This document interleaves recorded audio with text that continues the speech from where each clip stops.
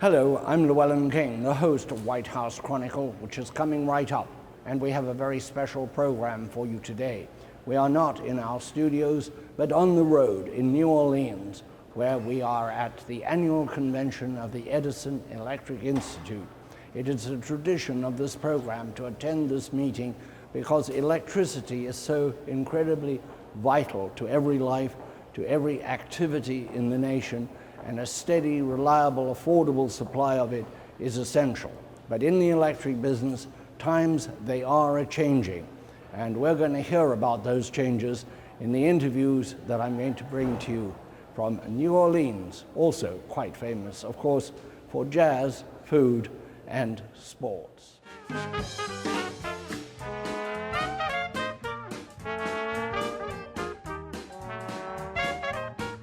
In the world of electric utilities, of banking, of industry in general, the name Tom Fanning is something of a legend.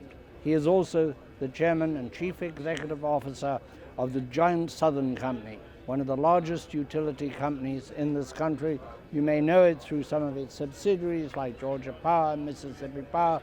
Give me some others. Alabama Power, Gulf Power, Southern Power. So you have Southern a lock. Nuclear. Yeah, we got a lot of them. You've got a lock. Yes, sir. And you are a regulated utility, which for our viewers means that you get a return on equity or We get a return on equity on the invested capital. We also have a very large competitive generation business, one of the largest investors in solar in the United States, all across the south half of the United States, all the way from North Carolina to California. Now you're director of the Federal Reserve in Atlanta. I'm the chairman of the board of the Federal Reserve and on the executive committee of the Conference of Chairs at the Big Fed. Which are the more interesting meetings, utility meetings or Fed meetings? Oh, listen, they're all children in the eyes of the Lord. They're a lot of fun, every one of them. How is Southern adapting to changes that are happening everywhere? Rooftop solar is the obvious one, but there are other things, better batteries. Yeah, you know what I think? I think rooftop solar, distributed generation broadly, is an evolutionary thing. I don't think it is particularly disruptive. If you ever combine storage, that might be the thing that really breaks free kind of the traditional models. But so far, we're a price point away from that. Well, in terms of trying to think about what may be disruptive, one of the things we're trying to do is, I always have this concept about corporate strategy, that every element of strategy is offense and defense. So I'm trying to play offense with all these things, and the idea is to invent our future. You know, we're the only utility in America today that does robust proprietary research and development. What I've done is kind of turned on the creative juices of our employees by undertaking really a competition that will open up, I think, businesses of the future. For example, if we think about distributed generation as an investment opportunity beyond the meter, maybe we should think about a broader context of infrastructure beyond the meter. Could be distributed generation, could be storage, combined heat and power, backup generation, a whole kind of concierge service for electric transportation, a whole variety of the adaptive thermostat, the Nest thermostat. We just announced one of the biggest programs in the United States, and we're sending out adaptive thermostats from Nest. But the more interesting idea, I think, is, you know how, I used to be CIO. I always make the joke that stands for career is over. The idea of... For our viewers and listeners, we mean Chief Information Officer. That's right. But the more interesting idea is this. If you think about kind of control chips that are just becoming ubiquitous, every asset in your house in the not too distant future will have a control chip. Let's rethink the idea of an adaptive thermostat into something more similar to a server in your home that will connect the Internet of Things. That may be the next quantum leap in energy efficiency. So we're working on a joint venture with Nest to do that. What does it mean for the homeowner? What is the future for the homeowner? Some people are saying because of solar panels on rooftops that electricity is going to get terribly expensive because you've lost some of your best customers. I heard actually David Owens of the Edison Electric Institute, the executive vice president, said on this program that he thought that it was a justice issue and indeed a civil rights issue.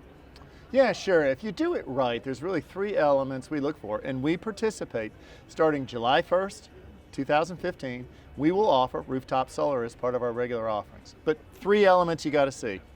Number 1, this idea of net metering and a full retail charge for the electricity, that's a bad idea. You want to use something called avoided cost. That is, you get a fair payment for the present value of your capacity. The second element you look for is a fair charge for the network. The power quality out of photovoltaic solar on a rooftop is not particularly good. The network itself, not only does it give you the ability to get electrons when your solar panel isn't working, it also provides as a leveler for power quality. Has enormous value. Pay for that fairly. Third, and the obvious one is, what do you do when the sun doesn't shine? So pay for fair backup generation charges. If you get those 3 elements in play, it is fair and it'll work, and we're going to play offense in that realm. You are one of 2 utilities building new nuclear plant, You bet. the Vogel plant. Yep. What do the economics on that look like? It's terrific. In fact, you know, a lot of media, not you, but a lot of media will talk about, oh, schedule delays and cost overruns. Did you know that for all the cost overruns that we have had with schedule changes, the benefits that we have brought to customers have been overwhelmingly in excess of the costs? In fact, when that project was approved, we thought there would be a 12% price increase. Now we believe, even with the recent cost changes, schedule changes, the price increase will have dropped from 12% to 6 to 8%.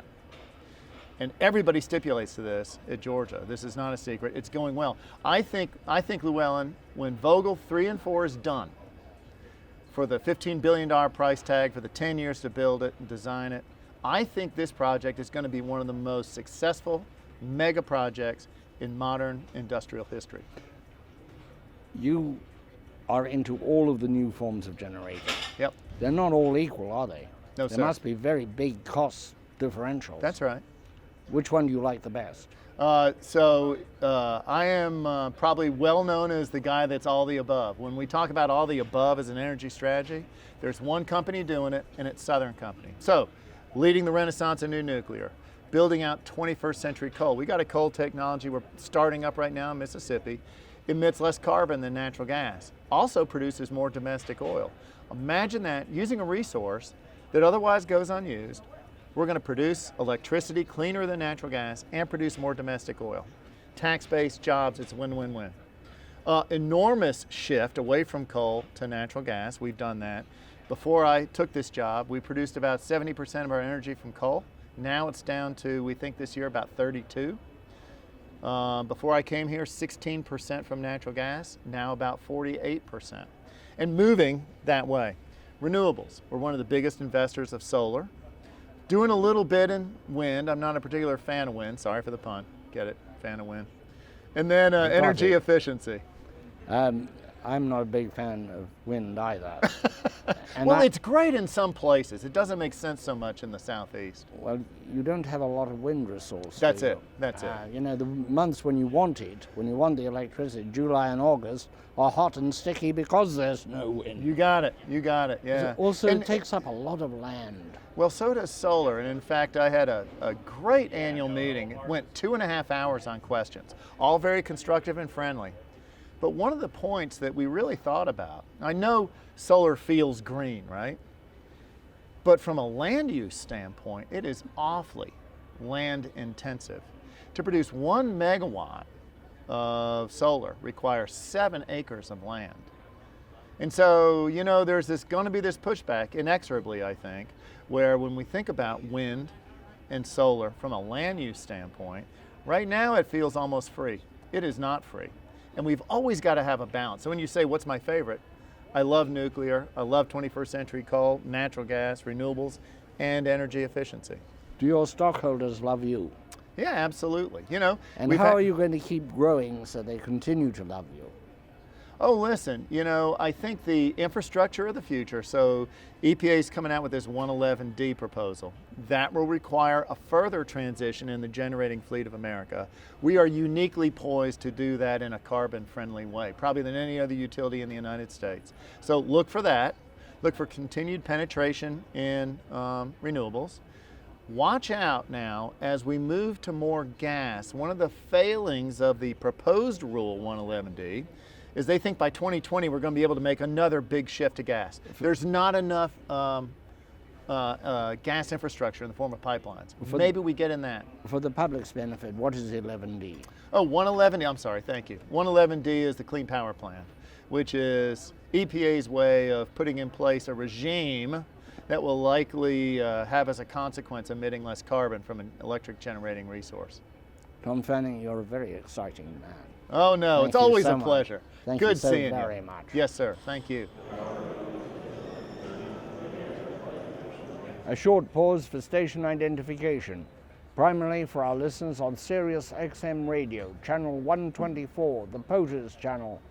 This is White House Chronicle. I am Llewellyn King, and we're coming to you today from the Edison Electric Institute annual meeting in New Orleans, Louisiana. This program can be seen around the world on the English language stations of the Voice of America and on 200 select American television screens. Barry Worthington is Executive Director of the United States Energy Association, and as such has an extraordinarily broad view of energy developments. What brings you to the Edison Electric Institute meeting? Well, I think it's important to come to this every year because it's one way to make sure that you're still in touch with the trends in the industry. The industry is changing rather quickly, and from one year to the next, it's kind of remarkable how you see trends shifting around. In one funny sort of way of looking at it, I almost hope I don't learn anything new, because that means I'm missing something. And coming here and making certain that I'm current with everything that's going on in the industry is very, very valuable. Change is in the wind, change for everything. You and I have seen phenomenal changes in the supply of gas, the supply of oil, the fortunes of coal, and now the electric utility industry is convulsed almost by change. Well, and no one knows where we're going to end up, but there's a lot of new players, there's a lot of new people who want to get into the business that you would have even thought about 5 or 10 years ago. And it's hard to imagine how it's going to change over the next 5 or 10 years. It's very difficult to imagine that it won't be seriously impacted by the arrival of companies like Google and the great solar company, Solar City, headed by Elon Musk, the big battery guru. Well, that's true, but I will say it's a huge industry in the United States. Our power industry is gigantic, 1 million megawatts plus of generating capacity. And as much as change is in the air, it's still a bit like a big old ship that turns quite slowly just because of its size. What does this change that's taking place, we're not quite sure where it ends, but that is taking place, mean for the consumer? The person in their apartment or in their home, what does it mean? What does it mean in cost, reliability, and also how much data is now being collected on the consumer? I hear here a lot of reference to getting to know the customers, which has taken them a while to think that, perhaps, but that's very much the idea here at the Edison Electric Institute. Well, that's what you're hearing now, and what's remarkable if you step back and think about it, an electric utility went from having 12 pieces of information a year about their customer, 1 meter reading a month.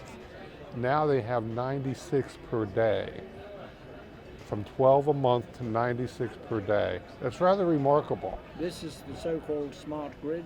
The smart meters, which is part of the smart grid. And it's a little bit uneven because, it's not real clear yet just what exactly you can do with all this data. And on the one hand, it's kind of terrifying because of the unknown.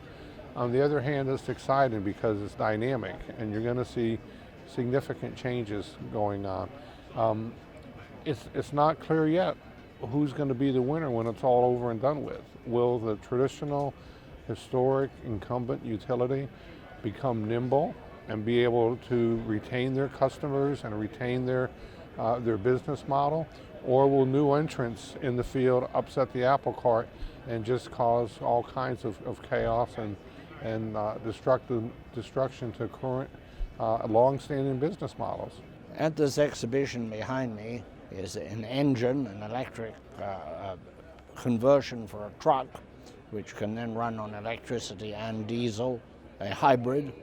We've heard a lot, particularly from Elon Musk, who heads Tesla Motors, as well as Solar City and also SpaceX, one of the great creative minds of our time, talking about electrification of transportation almost as though it were here today.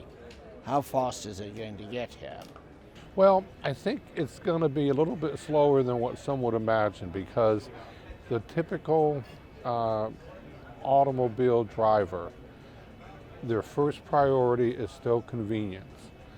And all the survey data still shows that the gasoline customer stops at at a gas station that's on their right-hand side on their way going home from work. They won't make a left turn to save a nickel on gasoline. It's got to be more than that. So electric vehicles are going to have to match the convenience of gasoline before they're really going to take off. If they can get that achievement, then the sky's the limit. But they're going to have to compete for convenience. And I don't think it's quite there yet. It might be said that batteries, because they can help rooftop solar installations go 24 hours eventually, the batteries are the enemy, but they're also the friend of utilities, because for the first time ever they can contemplate storing large amounts of electricity in batteries. Yes, if you can get to that is the key, what you just said, it's large amounts. And you know, the death of the traditional utility may be overstated, because while storage can facilitate wind and solar and other intermittent supplies of electricity, it also can make old coal plants more valuable. Coal plants generate electricity very cheaply overnight when there's low peak demand, and you actually may see battery technology being the savior of keeping coal plants economical. Talking about coal, a lot of people think it's the sole contributor to global warming, or climate change as people might prefer to call it, but it also is the great friend of the utility industry, and recently I've heard there are better ways of burning it and a move to capture the carbon dioxide, the bad gas, and store it, so-called carbon capture and storage. Maybe you'd tell us about developments in both better combustion and the future of capturing the pollutant. Well, it's possible, very possible, to improve the efficiency of existing coal plants. And research has shown that a 2% improvement in efficiency causes a 5% reduction in CO2 emissions. So if you're able to improve efficiency substantially, you can achieve a 20-25% reduction in CO2 from existing plants. Then the technology is being demonstrated today to capture CO2 from coal plants and store underground, and particularly to store the CO2 in old oil fields to produce additional supplies of petroleum and natural gas, for that matter. Enhanced oil recovery assets. You're a global traveler. What exciting things are happening outside of the US, and can we learn from them? Well, we certainly can. We can learn about the experience the Germans have with deploying solar and wind, where electricity costs 4 to 5 times in Germany what it costs in the United States. Our average price of electricity is about 12 cents a kilowatt hour in the United States. In Germany, it's between 40 and 50 cents. So we can learn from their experience in moving too quickly with solar and wind in a climate where it's not ideal and having significantly increasing prices. We can learn in Asia about deploying new nuclear plants Nuclear plants are being built in China, they're being built in Korea, they're going to be built in parts of the Mideast. We can learn from China in a number of ways. China may actually beat the United States to demonstrating carbon capture and storage. They have several projects underway, and they may gain that experience, and we may be learning from the Chinese. Likewise in nuclear, they are surging ahead with nuclear Absolutely, development.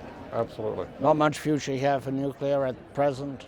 Well, the future for nuclear is going to be very, very difficult as long as our domestic supplies of natural gas are abundant and inexpensive. People think of the Fukushima accident as delaying the nuclear renaissance in the United States. I think it's more so the price of natural gas. When natural gas is as plentiful and as inexpensive as it is, it's very easy for a power developer to simply make the easy choice of building a natural gas unit.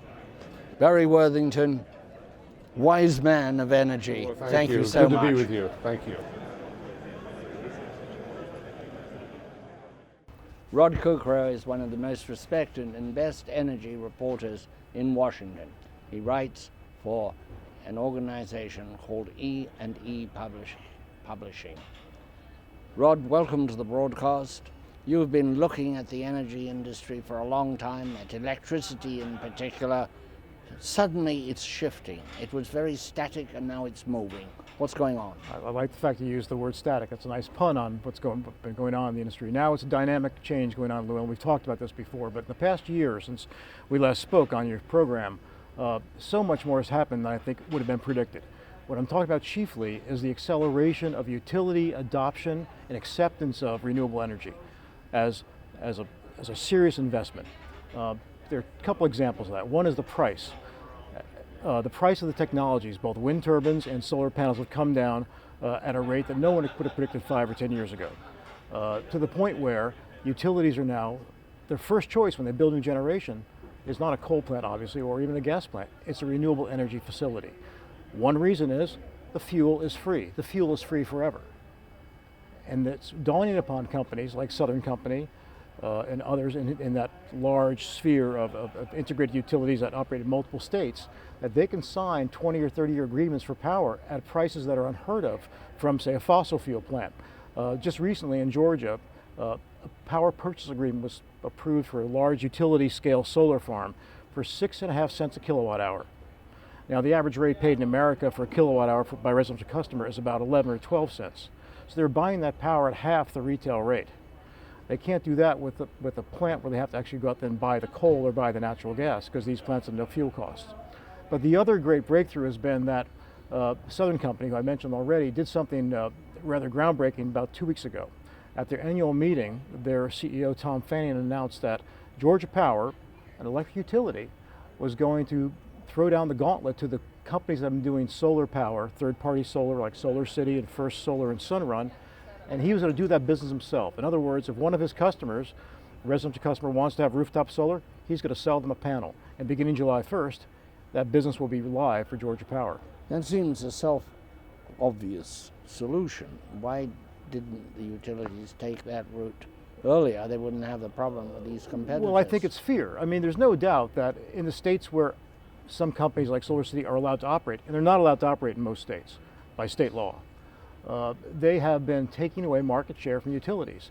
And I think executives have seen that, and they've just been scared, unwilling to think about the potential of what if I do that myself.